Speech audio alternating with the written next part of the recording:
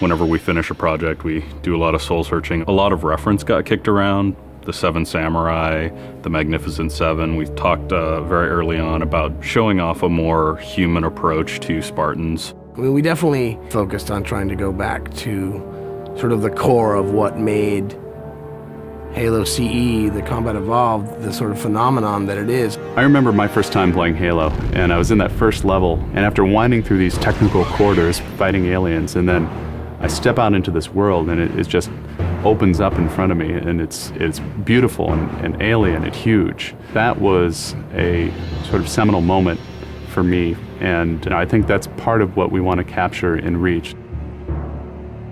Something that was core to the game at the beginning was that sense of wonder and exploration. We started with a series of events. We basically set out like, okay, from this date on Reach to this date, we built a military campaign. We all had a desire to really flesh out the backstory of what happened prior to Master Chief and Cortana even entering the picture. We knew there were other Spartans, and it just seemed like such a rich area to tell a character-driven story with new characters. We wanted this team to feel like a Delta Force type team that are usually a smaller number. Why are we not seeing explosives residue? This particular team, Noble Team, they've survived by staying together. You're Noble 6, you're a replacement for a Spartan that's died. You're experiencing this story, boots in the mud. We looked at the story of Reach, and it was obviously a more intimate, character-driven story. We really needed the attention to real-world detail, trying to make these characters' faces really feel like believable. We started everything over from scratch, came up with a whole new rig for how we animate faces and also how we approach like texturing them, modeling them, everything, and just put a lot more time. Difference about a couple million polygons. We absolutely want Reach to tell a human story, and that's going to require us to invest significantly into higher fidelity models, much more open environments, larger numbers of AI than ever before in a Halo game. To pull off the vision for what we had for this game, we ended up gutting almost every part of the engine, retooling things to make it run faster, to make it run better, it looked better. We had to throw out all of our technical systems. We had to then throw out the content that went with it because that content didn't represent the new bar we were going for. Copy that, on our way. Don't need command to tell me.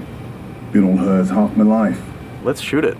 We've got a great team of guys, and they could take motion capture and they could make the poses way more dynamic, way more expressive. Those changes bring out the life, they bring out the style of our characters. We had probably 4 times the amount of polygons to play with this time around, which gave us a lot more freedom and creativity in what we wanted to achieve. When you look at total engineers that are actually putting code that are actually affecting this game, I mean, it's massive, 30 plus guys, it's crazy.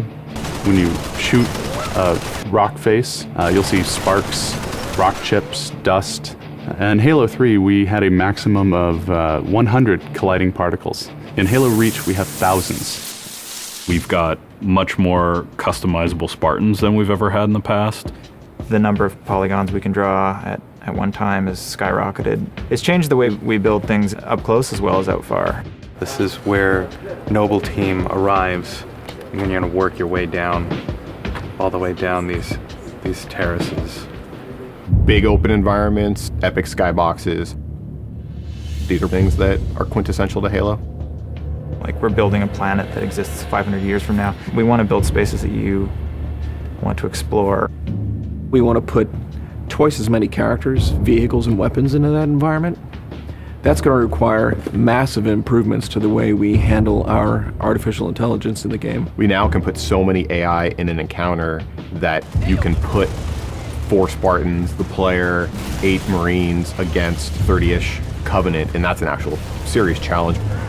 Bringing the elites back was something that was really a true joy for us because they're such an awesome character to fight.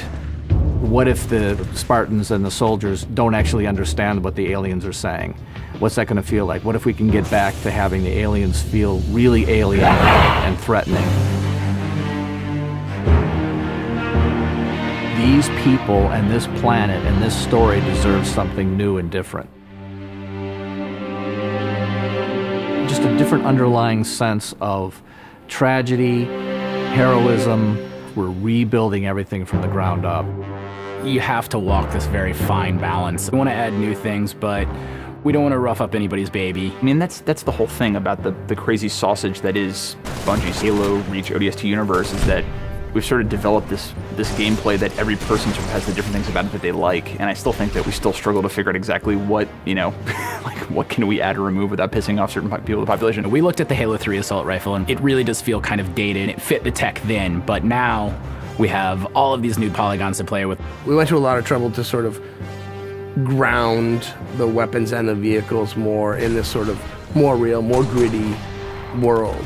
We refined a lot of the weapons to push them into their particular role, and that role is defined a lot by range and the range of combat that you're going to play. For instance, the DMR, which is a sort of medium to long range suppression marksman rifle.